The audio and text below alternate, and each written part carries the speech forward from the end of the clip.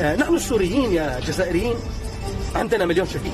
الآن تعالوا إلى سوريا تعدون القبور واحد واحد، قبر يطلع عندكم أكثر من مليون، أكثر. عدوها بأنفسكم الآن. تعالوا، هل إذا ذهبنا عندكم الآن هل سنجد قبور مليون؟ لا نجد إلا قبور في كل مدينة عادية طبيعية، موت طبيعي. لا نجد مليون. هذه كذبة اخترعها جمال عبد الناصر.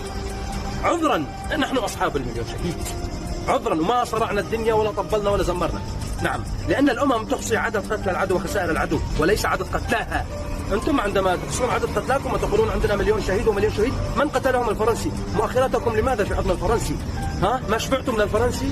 ما شبعتم من الفرنسي؟ مؤخرتكم حضن الفرنسي، وسهامكم باتجاه مصر تتآمرون مع اثيوبيا، سهامكم باتجاه المغرب تتآمرون عليها مع فرنسا واسبانيا، سهامكم باتجاه السوريين والشعب السوري تتآمرون عليهم مع بشار الاسد، وكبيتم اللاجئين السوريين في صحراء النيجر. لم ننسى فعلتكم هذه. السوري معزز مكرم في جارتكم المغرب وفي دول الخليج معزز مكرم. الجزائر كبتهم في صحراء النيجر السوريين. ليش تهاجمون شعب كامل وتقفون مع الجلاد مع الطاغية؟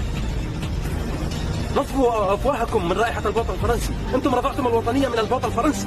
نعم، أنتم رضعتم الوطنية من البوط الفرنسي يا حبيب الرجل، أنت وأمثالك كثيرون. ماذا تعرف عن الوطنية؟ أنت تصول وتجول في حضن المستعمر ومؤخرتك في حضن المستعمر، وتقول فلان خائن وتوزع شهادات شرف وطنية كالعاهرة التي تحاضر بالشرف. كيف؟